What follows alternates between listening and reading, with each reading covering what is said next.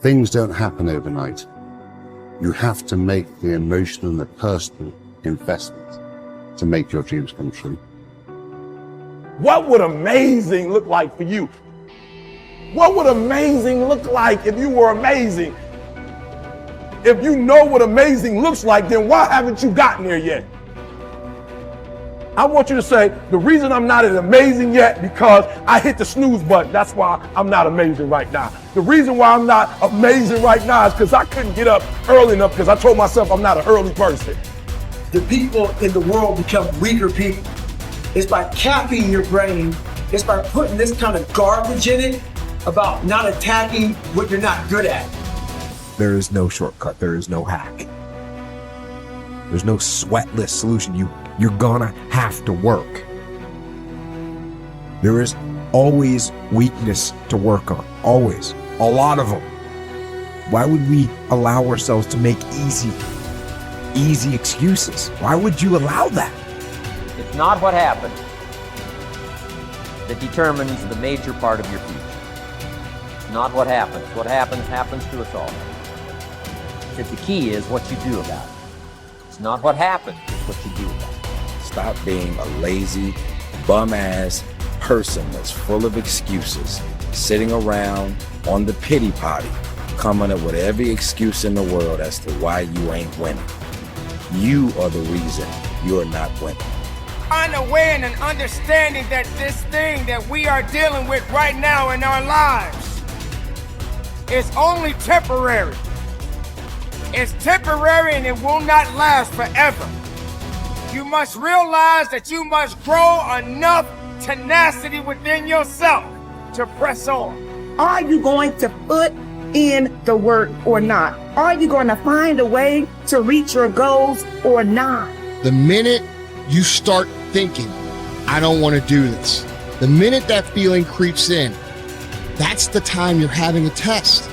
The minute you feel the ache of, I'd rather do something else, I'd rather do anything else than this, that's the test. The minute you train yourself to say, this is my opportunity, is the minute you go from loser to fucking winner.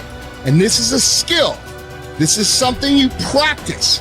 You are amazing and you have limitless potential. So start tapping into it by not sitting on the fence. Get up, get out, and get it done, baby. Let your work get your opportunity. Let your work get your praise. Let your work open up doors. Let your work get people paying attention. Let your work get the whole world to notice. Stop thinking, stop procrastinating, and you gotta work. So you gotta make sure that you constantly are rewriting your book. You have to constantly rewrite your book every day of your life. You know, and these aren't just words I say. This is how I have to live. Like, these are conversations I have with myself. And I say it everywhere I go. The most important conversation when you have with yourself. Yes. You live with it every single day. But most of our conversations are not the right ones. They're not the ones that are going to push us to the place we need to go. They're the ones that are going to keep us sitting in that toxic environment that you've helped create and everybody else helped create, and you just live in it. You live in that muck, and that conversation just plays in your head, and that becomes you. So my first conversation when I was absolutely nobody, and that's one thing you have to say.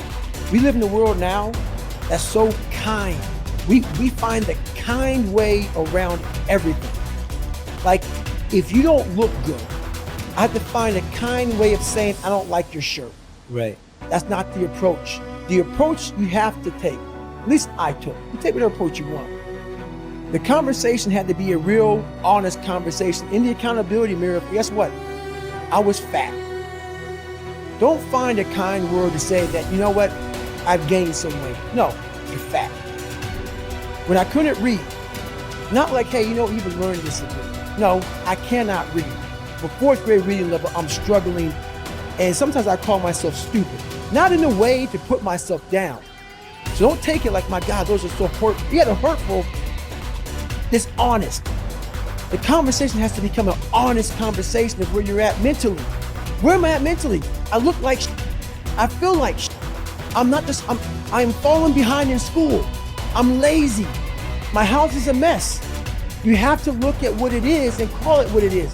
Don't find words to make yourself feel better, because So we hang around people that make us feel better, that tell us what we want to hear, not what we need to hear. And so we stay away from those people. And we stay away from those people, like our internal dialogue becomes that kind, it's okay, it's not okay. So that's where it starts. It starts with that accountability of it's not okay anymore. This can no longer be okay. And calling yourself out for exactly what you are and exactly how you need to fix it. That's where it starts. Take full responsibility for your life. Accept where you are and the responsibility that you're going to take yourself where you want to go. Someone said we have two primary choices in life. We can either accept conditions as they exist, or we can take the responsibility to change them. See, a lot of people want to exempt themselves from taking responsibility. All they want to do is talk about the problem. Every time you see them, they'll tell you their story over and over and over and over again. No. You want to take responsibility for your life. I got me here, I can get me out of this. And I'm getting out. I'm not going to be a volunteer victim. George Bernard Shaw said there are two kinds of people in life. You know, he said those that make things happen, those that watch things happen, and those that don't know what happened. And he said the people that get along in this life look around for the circumstances that they want, and if they can't find them, they make them. They create them. So part of beginning to get unstuck, you've got to decide that the behavior pattern that you have adopted doesn't work for you. You've got to change your strategies, and changing your strategy means reinventing your life. Recreating you, and you have the power to do that. You can decide that you're going to change, that you're not going to be a wimp. You can decide that you're going to stand up to life. You can decide that I'm going to live each day as if it were my last. You have the power to make that decision. You can decide I'm going to work on myself and develop myself. I'm going to empower me. And all of these things that are happening to me right now, they're just temporary inconveniences. They're not stronger than I am. I'm in charge here. Your self-confidence is closely connected to your self-esteem and to how much you like yourself. Dr. Nathaniel Branden calls self-esteem your reputation with yourself. It is how you feel about yourself and your abilities in relation to any situation that determines how much you like yourself and consider yourself to be a valuable and worthwhile person. The more you like yourself, the better you do. The flip side of self-esteem is what psychologists call self-efficacy.